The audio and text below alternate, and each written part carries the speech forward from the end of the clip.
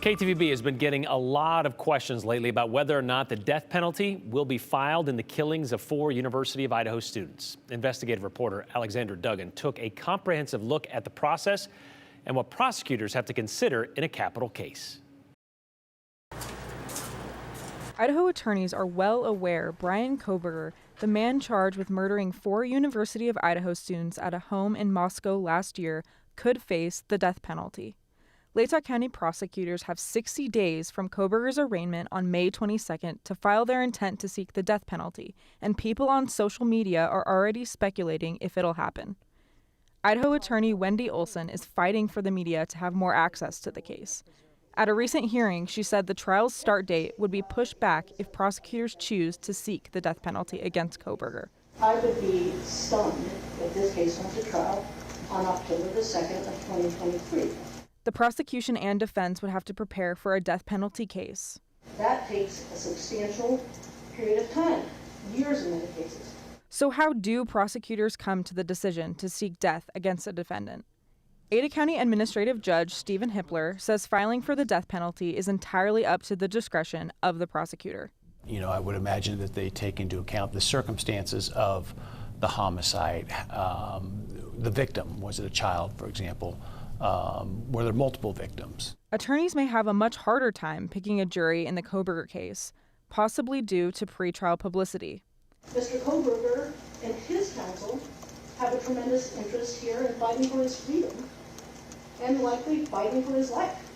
Hippler says the process of finding a jury for a capital case could take weeks. It would typically start with a jury questionnaire that is fairly lengthy, that identifies a number of these issues, including their attitudes about the death penalty.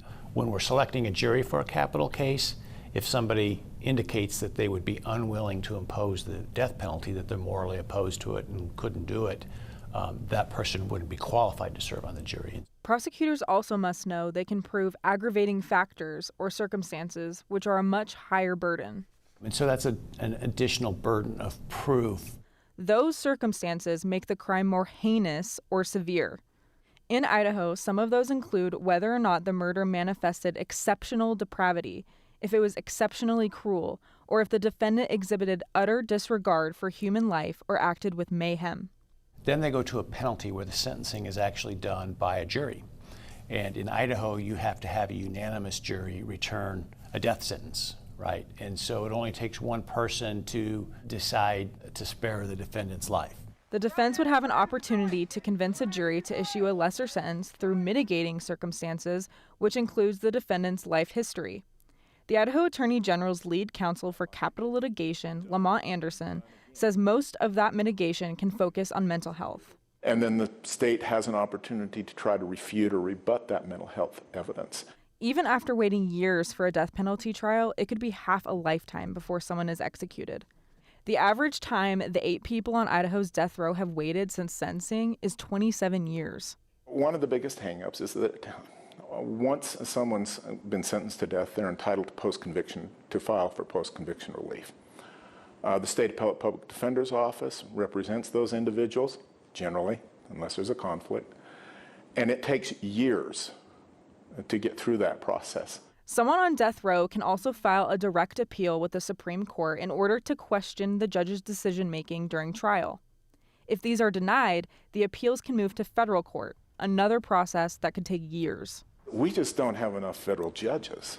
And our federal judges are already overworked with all of their other stuff.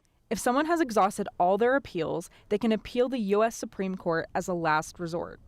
Anderson has dealt with death penalty cases in Idaho for 26 years.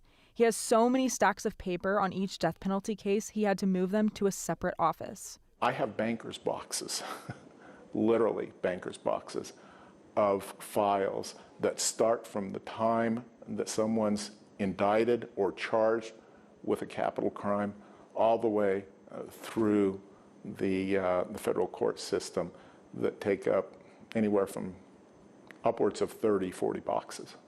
Wow. It's a lot of paper. Anderson says no one has ever asked, until now, if these cases emotionally impact him. They can take a toll. There are good days, there are bad days doing my work. days that I wonder why I'm doing it. He would love to find a way to speed up the process, but right now, families of victims must be prepared for a long road.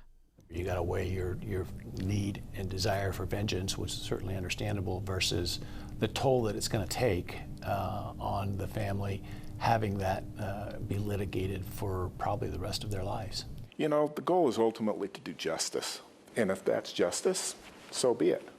I spoke to a woman whose brother was murdered by a man who was later executed. Tomorrow on the news at 10, you'll hear her story and her thoughts on the death penalty. Meanwhile, I asked Latah County prosecutors last month when or if they plan on filing the death penalty against Kohberger, and they declined to comment. Alexandra Duggan, Idaho's News Channel 7. If you want to learn more about how the death penalty works here in Idaho, we do have a full breakdown in this story on our website, ktvb.com.